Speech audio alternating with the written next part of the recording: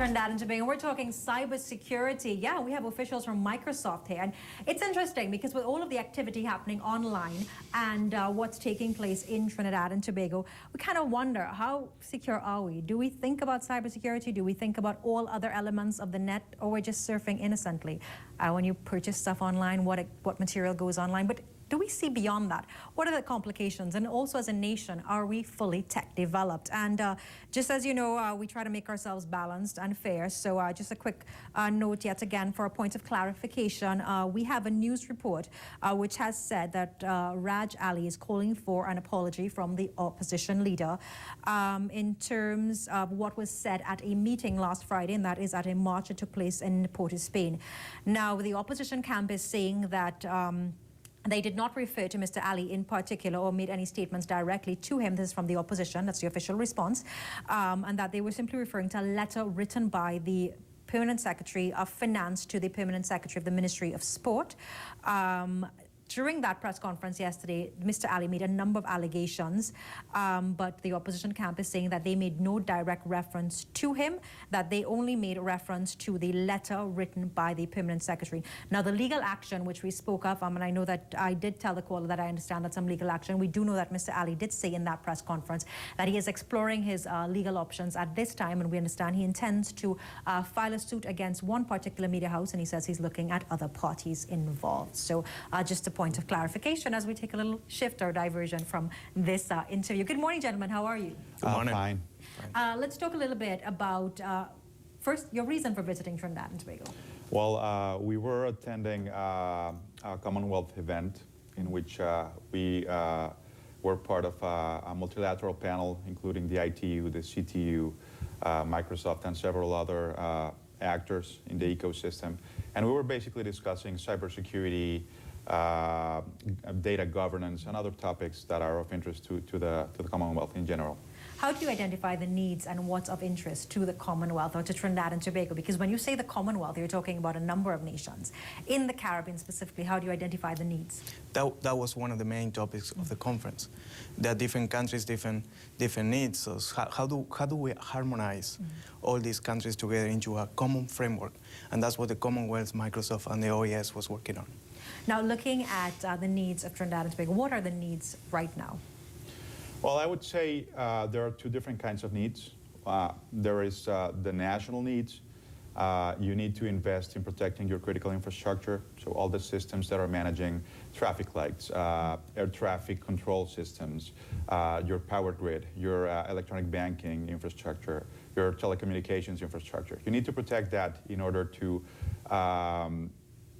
get that infrastructure safer against terrorist attacks or attacks from other countries or from organized crime. You also need to begin protecting the use of technology that citizens usually carry out. So you need to protect the websites, you need to protect the devices, the phones, the tablets. So in these two different areas, consumer and enterprise, you certainly need to begin working in creating awareness. People usually don't know all the risks that are involved in their high dependence on technology and devices. And you need to begin identifying the risks, your exposure to risk, and mitigating it. Now, how do you identify and understand your exposure to risk? Well, one of the things that we focus more is, for example, malware takedowns. Malware is a risk that all countries are facing. Organized crime take control of computers, and the user doesn't even know that the computer is controlled by the organized crime. And these computers ranges from sending spam to sending online child pornography photos to take your financial information. So that's a real threat, a real everyday threat that you can get as a user. So Microsoft plays offense in this area, and we take down those botnets. We cut the connection with the organized crime. Now, looking at the fact that cybercrime is on the rise, is it a problem in the Caribbean region? Do you think we're a couple steps behind understanding and identifying it? I would say it's a problem everywhere. It is a problem in the Caribbean. We've heard of several cases involving financial institutions and large frauds. We're talking millions of dollars right here in the Caribbean region. So yes, it is a problem. It's also a problem because you don't necessarily have to be here in order to commit a fraud in the Caribbean. So people working from the European Union or from North America or from Asia can easily hack into a bank or can easily steal your credentials and transfer your funds from your account to their account. Now, understand, how do you think it's prevalent? Have you done any data to determine how prevalent it is in the Caribbean? How prevalent is cybercrime in the Caribbean? So we have global numbers. We have global numbers. $120 billion is what consumers are going to spend in fixing security threats, dealing with the malware, dealing with the software threats. And we don't have particular numbers for the Caribbean, but you can see from the global number, what are we talking about? Not impact numbers, but we do have in the security intelligence report that we publish every 6 months. You can see not impact, but infection rates and what's going on, what the threat landscape is for the Caribbean, for each specific country. Now, looking at the threat level for each specific country, we're talking cybercrime, cybersecurity. How do you then become more secure? I would say that you first need to begin legalizing all your software. We have found that illegal software is one of the sources of infection that we that are mostly found on the field. The reason is that if you have illegal software, you can patch it, you can update it, and of course that makes it a very easy target for malware in general. You have to follow the basic guidelines of security, which is patch your machine, make sure that all your software is up to date, install an antivirus or an anti-malware product, whichever you prefer, but you need to have something installed. And of course, make sure that you have a personal firewall enabled. If you follow these 3 rules, that will mitigate the majority of the risks. And in terms of the cost, because that's one element that business owners, especially small business owners, are always worried about, to make your business fully secure? Well, it will really depend. Like, for example, like he was saying, just getting legal software. Some of the software just come with firewalls and they come with free antivirus. So it's really not that expensive.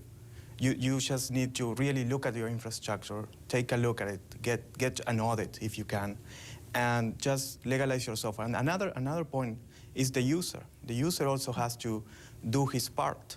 It's this basic common sense, like not having ABC123 password, for example. The user should not click in any link from any email that is suspicious. So it's the infrastructure, but it's also the user. So it's not as expensive as it looks. Not as expensive as it looks. Now, the reaction to the conference and some of the feedback that you received, what is the most common question that was asked? Where to start, where to begin. Most people see the problem of cybersecurity as unsurmountable because it's very complex. They don't know where to begin. So they look up to the OAS, to Microsoft, to other technology vendors to help them define a roadmap, a path that they can follow. Which usually begins with creating awareness on political decision makers. Most of the leadership organizations in the countries are really not aware of the huge impact that a cybersecurity event could have in a country's life. So we begin with awareness, with identifying the major risks, identifying the country's assets online, and then trying to define a course of action that ensures that those risks will be adequately mitigated. Understanding that the risks are going to be mitigated, and this conference, you can also find out a lot more. Go check out the website, get in contact. Cybersecurity, understanding the need to see that cybercrime is going to, if it has not affected you, it will probably affect you in the not too distant future. At this time, we're going to take a short break from this interview and check in with Akash Samru for the 7:30 news update. Akash, good morning again. How are you? What are